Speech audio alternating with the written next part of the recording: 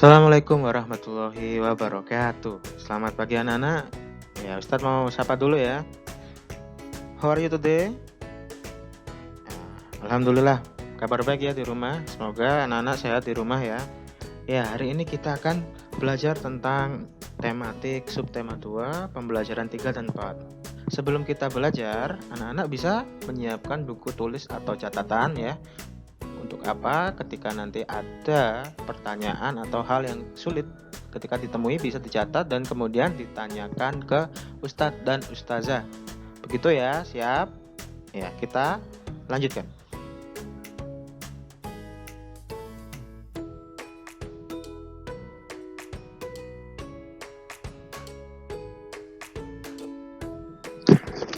Anak-anak, pada subtema 1 kamu telah mengetahui makna tanggung jawab dan jenis-jenis tanggung jawab sebagai warga masyarakat. Nah, selain tanggung jawab, kita juga mempunyai hak dan kewajiban sebagai warga masyarakat.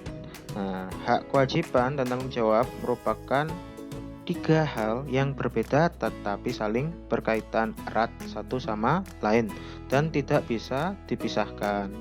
Ya, jadi hak dan kewajiban bersifat kodrati, yakni melekat bersama kelahiran manusia. Hak dan kewajiban tersebut harus dilaksanakan secara bertanggung jawab oleh pihak yang bersangkutan. Orang yang tidak melaksanakan hak dan kewajibannya dapat dikatakan sebagai orang yang tidak bertanggung jawab. Nah, bagaimanakah perbedaan antara hak, kewajiban, tanggung jawab? Kita pahami ya di slide berikutnya. Ya, hak itu berarti sesuatu yang mutlak menjadi milik seseorang dan penggunaannya tergantung kepada orang yang bersangkutan. Jadi, hak warga masyarakat adalah sesuatu yang mutlak menjadi milik seseorang yang berkedudukan sebagai warga masyarakat. Nah, anak bentuk hak warga masyarakat bisa kita lihat seperti berikut.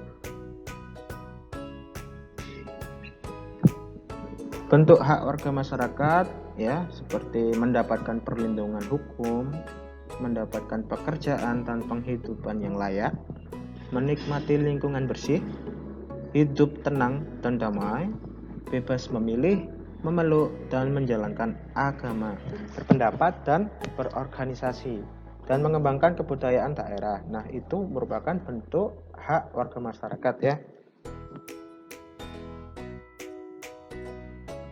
Nah, selanjutnya ada kewajiban sebagai warga masyarakat. Kewajiban berarti sesuatu yang harus dilakukan dengan penuh rasa tanggung jawab. Jadi, kewajiban warga masyarakat adalah sesuatu yang harus dilakukan seseorang sebagai warga masyarakat dengan penuh rasa tanggung jawab. Bentuk kewajiban warga masyarakat bisa dilihat seperti ini ya.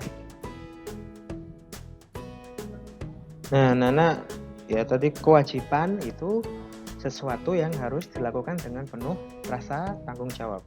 Jadi anak-anak kita mempunyai kewajiban sebagai warga masyarakat ya. Contohnya mematuhi aturan atau norma yang berlaku dalam masyarakat, menjaga ketenangan dan ketertiban lingkungan masyarakat, mengikuti kegiatan yang ada di lingkungan RT, RW atau desa setempat, menghormati tetangga di lingkungan tempat tinggal. Kemudian membantu tetangga yang terkena musibah dan juga menjaga kebersihan lingkungan tempat tinggal. Nah, itu merupakan bentuk kewajiban warga masyarakat. Setelah kita mengetahui tentang hak dan kewajiban sebagai warga masyarakat, kita akan belajar tentang jenis usaha ekonomi yang dikelola sendiri ataupun kelompok ya. Anak-anak, bisa kita lihat ya di lingkungan sekitar kita tinggal, misalnya di sekitar rumah kalian saja ya, ada kegiatan ekonomi apa aja di sana ya. Jadi kegiatan ekonomi tersebut bisa dikelompokkan ya menjadi kegiatan ekonomi yang dikelola sendiri maupun kegiatan ekonomi yang dikelola secara kelompok. Selanjutnya lebih jelasnya kita akan bahas ya.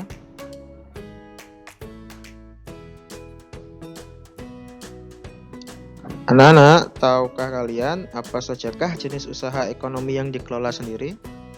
Ya, usaha yang dikelola sendiri itu disebut usaha perorangan. Ya. Usaha ekonomi ini memiliki modal yang terbatas dan biasanya dikelola secara sederhana. Ya. Contoh usahanya apa aja? Ya. Contoh usaha ekonomi perorangan adalah sebagai berikut. Misal ada usaha pertanian. Ya. Sebagian besar usaha pertanian ini dikelola secara perorangan. Usaha ini memiliki modal yang terbatas.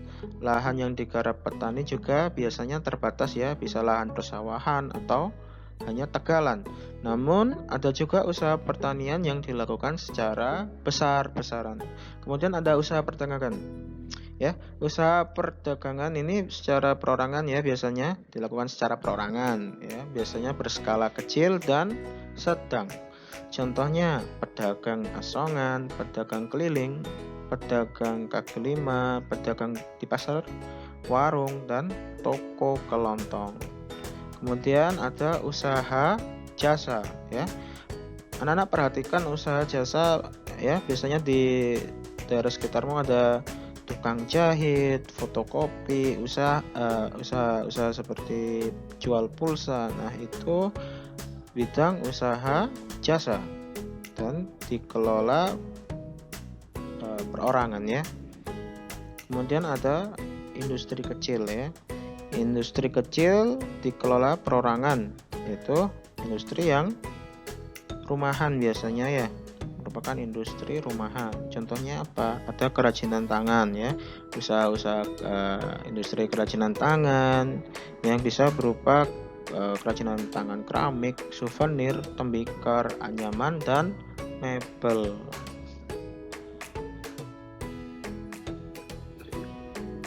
Nah, selanjutnya ada usaha ekonomi yang dikelola secara berkelompok.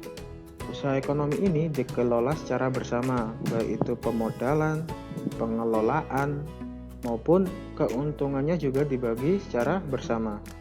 Bentuk-bentuknya apa saja? Bentuk-bentuk usaha bersama bisa dalam bentuk firma, persekutuan komanditer, perseroan terbatas, badan usaha milik negara, dan koperasi. Nah, itu merupakan bentuk-bentuk usaha ekonomi yang dikelola secara kelompok atau bersama. Biasanya dilakukan atau dikelola lebih dari satu orang.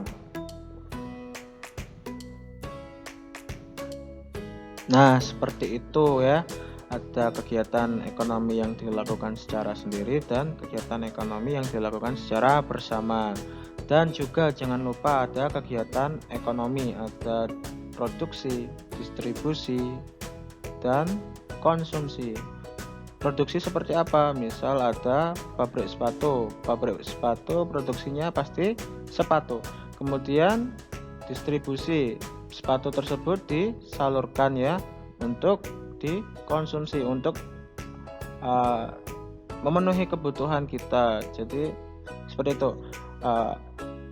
Orang yang memproduksi itu disebut, orang yang melakukan produksi disebut produsen. Kemudian orang yang melakukan penyaluran atau melakukan distribusi disebut distributor ya.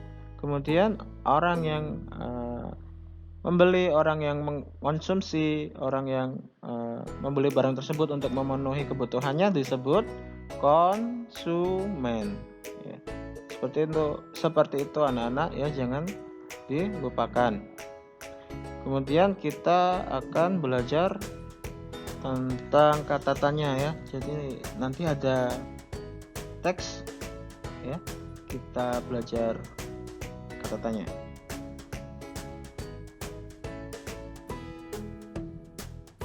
Nah, anak-anak, Ustadz sekarang punya teks ya dengan judul Banjir Bandang Sungai Ciliwung.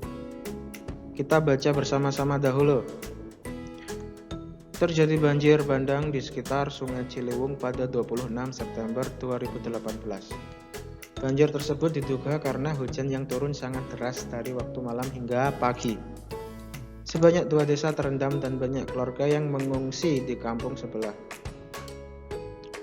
Sekitar 137 kepala keluarga kehilangan tempat tinggalnya karena banjir. Pemerintah segera memberikan bantuan berupa tempat pengungsian, air bersih, makanan, minuman, obat-obatan, dan pakaian. Salah satu penyebabnya juga diduga karena kebiasaan masyarakat sekitar yang membuang sampah sembarangan di Sungai Ciliwung, sehingga terjadi banjir ketika musim hujan datang.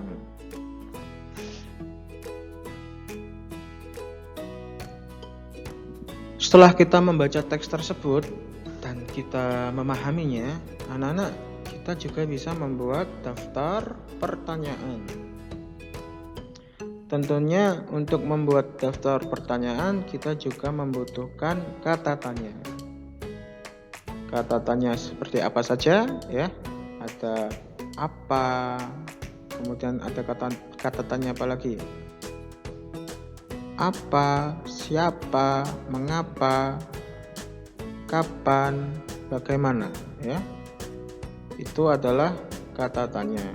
Sekarang kita menggunakan kata tanya apa. Jadi yang bisa kita buat adalah apa peristiwa yang terjadi. Nah, peristiwa yang terjadi adalah banjir bandang di sekitar Sungai Ciliwung.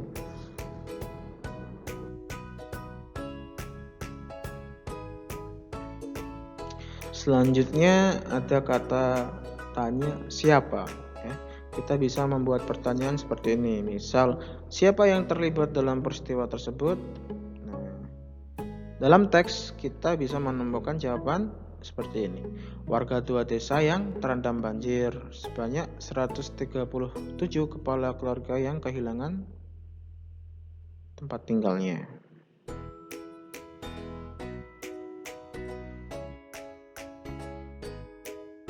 Nah, kemudian ada kata tanya kapan. Nah, kalau kita menggunakan kata tanya kapan, itu artinya kita menanyakan tanggal, hari, bulan, seperti itu, menanyakan waktu ya. Jadi kita bisa membuat pertanyaan dengan kata tanya kapan. Semisal, kapan peristiwa tersebut terjadi? Teks kita menemukan tanggal 26 September 2018.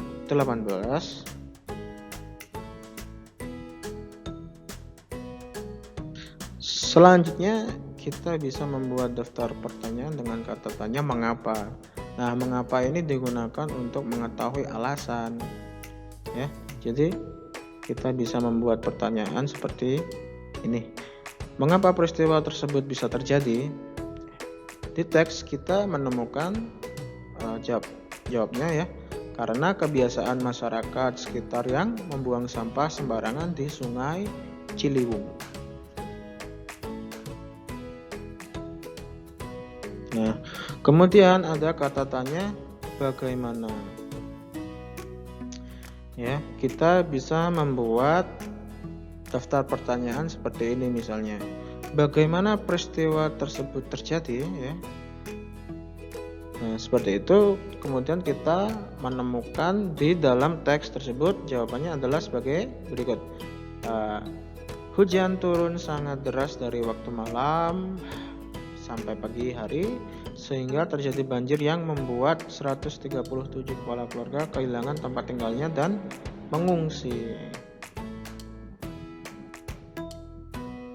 Nah, seperti itu anak-anak yang bisa Ustadz sampaikan. Tolong diingat ya anak-anak, kalau menemukan hal yang sulit, menemukan hal yang belum bisa dipahami, dimengerti, atau ada hambatan lain untuk kalian bisa paham ya, mengerti yang disampaikan Ustadz